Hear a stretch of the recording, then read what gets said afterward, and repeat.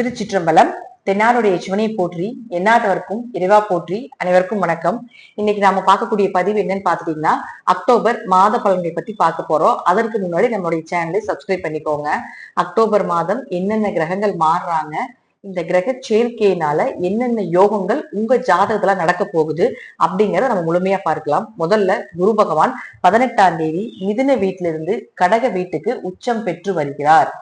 அடுத்தது சுக்கிர பகவான், சுக்கிரன் அப்படின்னு சொல்லக்கூடிய 9ஆம் தேதி உங்களுக்கு கன்னியா வீட்டுக்கு வருகிறார். சூரியன் 17ஆம் தேதி கன்னி வீட்டிலிருந்து துலா வீட்டுக்கு வருகிறார். அதே போல புதன் 24ஆம் தேதி விருச்சிக வீட்டுக்கும், செவ்வாய் 27ஆம் தேதி துலா வீட்டிலிருந்து விருச்சிக வீட்டுக்கும் மாறி வருகிறார். சுக்கிரன் இந்த இடத்துல நீசமாகிறார். இருப்பினும் சுக்கிரனும் புதனும் பரிவர்த்தனை பெறும் பொழுது இது நீசபங்க ராஜயோகத்தையும் கூட ஒரு சிலருக்கு ஏற்படுத்தி கொடுக்கும் அப்படிங்கிற அமைப்பு உண்டு. பிளஸ் சுக்கிரனும் புதனும் பரிவர்த்தனையும் ஆகி என்னென்ன யோகங்களை தரார் அப்படிங்கிற நம்ம பார்க்கலாம்.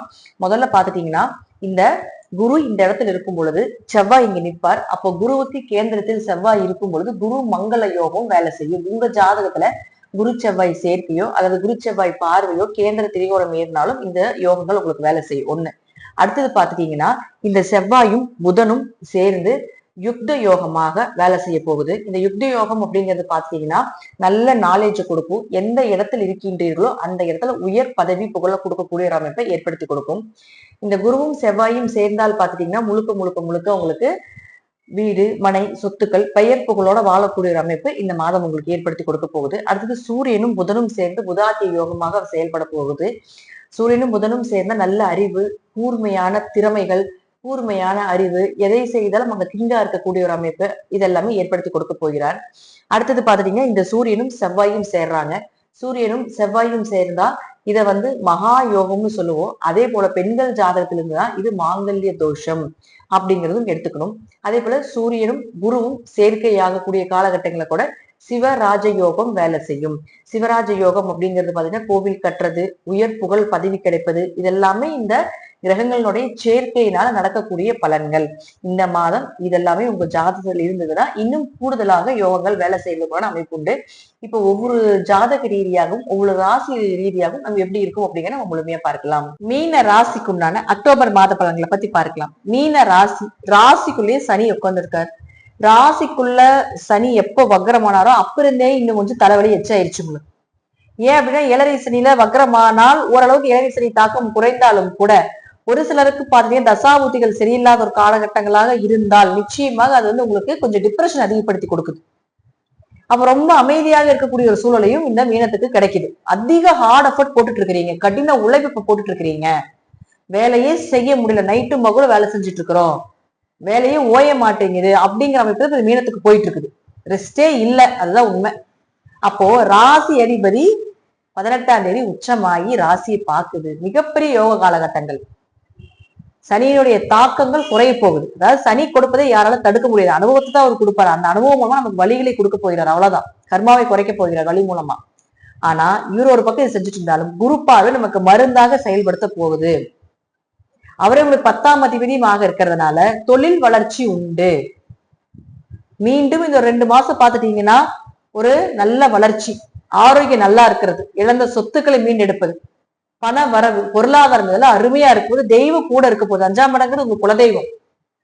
குல தெய்வத்தினுடைய அனுகிரகமும் இஷ்ட தெய்வத்தினுடைய அனுகிரகமும் இந்த மீனத்துக்கு அதிகமா இருக்க போகுது இந்த மாசம். அடுத்தது பாருங்க, 2 மற்றும் 9ஆம் அதிபதியாக இருக்கக்கூடிய செவ்வாய், அவர் உங்களுக்கு இருக்கக்கூடிய வீடு 8ஆம் இடத்துல இருக்குது. அப்ப 2 8 கூடையவர். அப்ப 2 8 தொடர்பு ஏற்பட்டதுனாலே விபரீத ராஜயோகங்கள், திடீர் வருமானங்கள், திடீர் அதிர்ஷ்டங்கள் இதெல்லாமே கிடைக்க போகுது. ஏதாவது ஒரு வழியில பண வரவு, குடும்ப தேவைகளை பூர்த்தி பண்ண போறீங்க. தந்தை மூலமாக மட்டும் கொஞ்சம் கவனமா இருங்க. அவருடைய ஆரோக்கியத்துல மட்டும் கொஞ்சம் கவனமா இருங்க. தேவையில்லாத வெளிநாடு வெளியூர் பயணங்களை இந்த காலகட்டங்களை தவிர்த்துக் கொள்வது என்பது நல்லது. அடுத்தது 3 மற்றும் 8ஆம் அதிபதியாக இருக்கக்கூடிய சுக்கிரன் நீசமாகும். அதாவது இந்த ராசிக்கும் இந்த லக்னத்துக்கும் சுக்கிரன் நீசமாகிறது யோகம். ஏன்னா கெட்டவன் கெட்டால் கிட்டிடும் ராஜயோகம். அப்போ உங்களுடைய கெட்டது எல்லாமே விலக போகுது. உங்க முயற்சிகள் கைகூடி வரப்போகுது. எதிர்பார்த்தது எல்லாமே கைகூடி வரப்போகுது. தொட்டதெல்லாம் பொன்னாகக்கூடிய ஒரு காலகட்டங்கள். கண்டங்கள் விலகிறதுக்குண்டான ஒரு வாய்ப்புகள். சகோதரர்கள் கிட்ட மட்டும் கொஞ்சம் கவனமா இருந்துக்கணும். இருப்பினும் புதனும் சுக்கிரனும் பரிவர்த்தனை ஆகிறதுனால பெரிய பாதிப்புகள் இல்லை. சோ உங்களுக்கு இந்த மாசம் நீங்க என்னெல்லாம் நடக்கிறீங்களோ அதெல்லாம் நடப்பதற்குண்டான அதீத வாய்ப்புகள் உண்டு. அடுத்தது 4 மற்றும் 7ஆம் அதிபதியாக இருக்கக்கூடிய புதன். இந்த புதன் அப்படின்னு சொல்லக்கூடிய பாத்துட்டீங்கன்னா இப்ப இருக்கக்கூடிய வீடு அவர் 8ஆம் வீட்டுல இருக்காரு. அப்ப 4 8ல் இருக்கிறதுனால கொஞ்சம் ஆரோக்கியத்துல கவனமா இருங்க. இந்த மாதம் பாத்துட்டீங்கன்னா வீடு சொத்துக்கள் சார்ந்த விஷயங்கள் இதுல எல்லாமே கொஞ்சம் பேச்சுவார்த்தைகளை குறைத்துக் கொள்வது நல்லது. அம்மா அப்பா இவங்க கிட்ட எல்லாமே பாத்தீங்கன்னா அவங்க சொத்துக்களை கேட்கறது, அவங்க கிட்ட ஏதாவது தேவையில்லாத வம்பு வழக்குகள் வைத்துக் கொள்வது இதெல்லாம் வேண்டாம். எது வேணாலும் அது உங்களுக்கு ஆப்போசிட்டா திரும்பிடும். குருங்கிற ராசியை பார்க்கலாம் பிரச்சனை இல்லை. பட் இருப்பினும் ஏன் தேவையில்லாத போய் வம்புக்கு போகணும் அப்ப ஏன்னா இதெல்லாம் வரும் இந்த மாசம். அதனால கொஞ்சம் கவனமாக இருந்து செயல்படுத்திக் கொள்ளுங்கள். அதே போல 7ஆம் அதிபதி 8ல இருக்கிறதுனால கொஞ்சம் கணவன் மனைவில சிறு சிறு கருத்து வேறுபாடுகளும் ஏற்படுத்தி கொடுப்பார். சின்ன சின்ன மன உளைச்சல்களும் ஏற்படுத்தி கொடுப்பார். புதிய வரன்களை அமைத்துக் கொள்ளாமல் இருப்பது நல்லது. புதுசா பொண்ணு பாக்குறீங்க, புதுசா மாப்பிள்ளை பாக்குறீங்க, இதெல்லாமே ஒரு முறைக்கு பல முறை யோசிக்கணும். அல்லது பார்த்துட்டே இருக்கிறீங்க அப்படின்னா அதுல வரக்கூடிய வரன்கள் எல்லாமே நல்லவங்களா, அல்லது அந்த வரன்கள் எல்லாமே உங்களுக்கு ஒரு முறைக்கு பல பொருத்த வருது அப்படின்னாலும் கூட ஒரு முறைக்கு பல முறை அந்த குடும்பத்தை பத்தி யோசிச்சு செய்வது என்பது நல்லது. அடுத்தது சூரியன். சூரியன் 6ஆம் அதிபதியாக 7ல இருக்கார். அப்ப 6 7 இருக்கும்போது கடன் விலகிறதுக்குண்டான வாய்ப்புகள், ஒரு வேலை வாய்ப்பு, கணவருக்கோ அல்லது மனைவிக்கோ ஒரு வேலை வாய்ப்பு வரதுக்கு ஒரு வாய்ப்புகளை ஏற்படுத்தி கொடுப்பார். ஏதாவது ஒரு வகையில பாத்துட்டீங்கன்னா வேலையில இருக்கக்கூடிய தொல்லைகளை விளக்குறதுக்குண்டான வாய்ப்புகளை ஏற்படுத்தி கொடுப்பார். வேலை சார்ந்த கட்டின உழைப்பு போட்டு இருக்கிறீங்க, ஓரளவுக்கு அப்பாடா அப்படின்னு மூச்சு விடலாம். அந்த அளவுக்கு இந்த மாசம் உங்களுக்கு உண்டு. குரு பார்வை இருக்கிறதால கொஞ்சம் நிம்மதி உண்டு. அதே போல குரு பாருங்க உங்களுக்கு முழுக்க முழுக்க 11ஆம் இடத்தை பார்க்குது, லாபஸ்தானத்தை பார்க்குது. இப்ப லாபங்கள் கிடைக்க போகுது. ஏதாவது வழியில லாபங்கள் பெருகிறதுக்குண்டான அதீத வாய்ப்புகள் உண்டு. உங்களுடைய ஆசைகள் உங்களுடைய கனவுகள் எல்லாமே நிறைவேறதுக்குண்டான வாய்ப்புகளை இந்த குரு ஏற்படுத்தி கொடுப்பார்.